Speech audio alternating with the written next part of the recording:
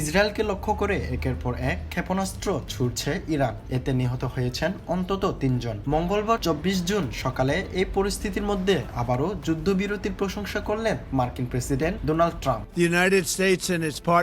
সকাল থেকে কার্যকরের ঘোষণা করা ইসরায়েল ইরান যুদ্ধবিরতি চুক্তির প্রশংসা করে মার্কিন প্রেসিডেন্ট ডোনাল্ড ট্রাম্প ট্রুথ সোশ্যালে লিখেছেন, আমাদের B-2 বোমারু বিমানের পাইলটদের এবং সেই অভিযানের সঙ্গে যুক্ত সকলের প্রতিভা সাহস ছাড়া আমরা আজকের চুক্তি করতে পারতাম না।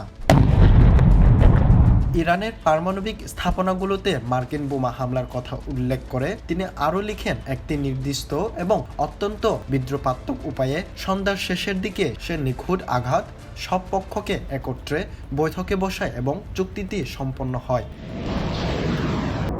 যখন ইরান ইসরায়েলের দিকে বারবার ব্যালিস্টিক ক্ষেপণাস্ত্র নিক্ষেপ করছে তখন ট্রাম্প এই বিবৃতিটি পোস্ট করেছেন। তবে তার পোস্টে নতুন ক্ষেপণাস্ত্র হামলা সম্পর্কে কোনো মন্তব্য নেই। সকাল থেকে যুদ্ধবিরতি কার্যকর হওয়ার কথা ছিল, তবে ইসরায়েলের পক্ষে কোনো আনুষ্ঠানিক বিবৃতি পাওয়া যায়নি। অপরদিকে ইরান জানিয়েছে তারা এখনও যুদ্ধবিরতির কোনো প্রস্তাব পায়নি এবং তাদের কাছে এমন কোনো প্রস্তাবের প্রয়োজনও নেই। তেহরানের একজন শীর্ষ কর্মকর্তা CNN-কে জানিয়েছেন, ইসরায়েল ও যুক্তরাষ্ট্রের এই বক্তব্য প্রতারণামূলক এবং ইরানের বিরুদ্ধে হামলার অজুহাত তৈরির অংশ।